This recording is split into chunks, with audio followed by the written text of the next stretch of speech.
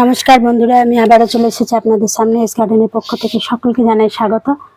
এই যে দেখছেন শাক সবজি ফুল ফল গাছপালা আমার প্রত্যেকটি গাছে প্রচুর পরিমাণে ভরপুর ফল ফুল সবজি হয়ে আছে।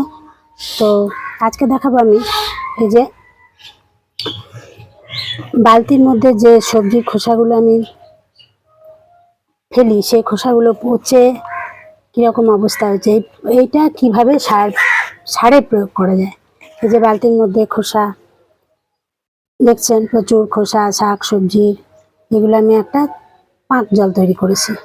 দীর্ঘদিন 3 মাস 4 মাস হয়ে গেছে ভিজানো, এটা পাঁক জল তৈরি করেছি। এই জলটা আমি প্রত্যেকটি গাছে দেবো। তো বন্ধুরা, অল্প অল্প করে দিতে হবে। এই যে দেখছেন অল্প, নইলে জল মেশাতে হবে। যাই হোক, দুটোর এক অল্প অল্প করে দিলে গাছে প্রচুর পাওয়ারফুল, এটা শক্তিশালী। তো এই যে জৈব সারটা আর এক রকমভাবে তৈরি করলাম। তো এইটা আপনারা প্রত্যেকটি গাছে দিতে পারবেন, ফুল ফল সবজি প্রত্যেকটি গাছে।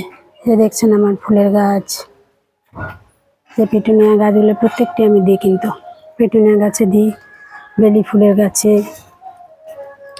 বেলি ফুল সুন্দর, আমার গাছ ভরে বেলি ফুল হয়।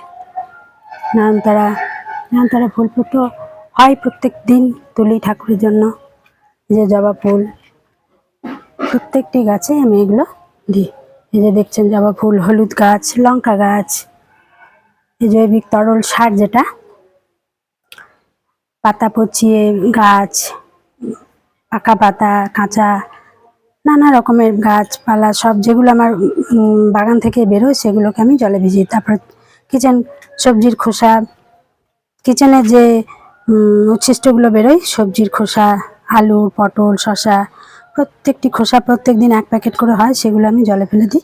তারপর সেগুলো জলে দিয়ে 3 মাস 4 মাস পচে যায়, কিছু মাটি মিশিয়ে দেওয়ার সঙ্গে এভাবে পাঁক জল তৈরি হয়ে যায়। সেই পাঁক জলটা আমি প্রত্যেকটি গাছে দিই।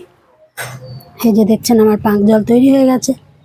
তো এইভাবেই আমি গাছের পরিচর্যা করি। বন্ধুরা, আপনাদের যদি ভালো থাকে লাইক শেয়ার করে দেবেন, অবশ্যই সাবস্ক্রাইব করবেন। সাবস্ক্রাইব করার সময় পাশের বেল আইকনটি টিপে দেবেন, যাতে পরের ভিডিও আনার সময় নোটিফিকেশন খুব তাড়াতাড়ি আপনাদের সামনে পৌঁছে যায়। ধন্যবাদ, ভালো থাকবেন।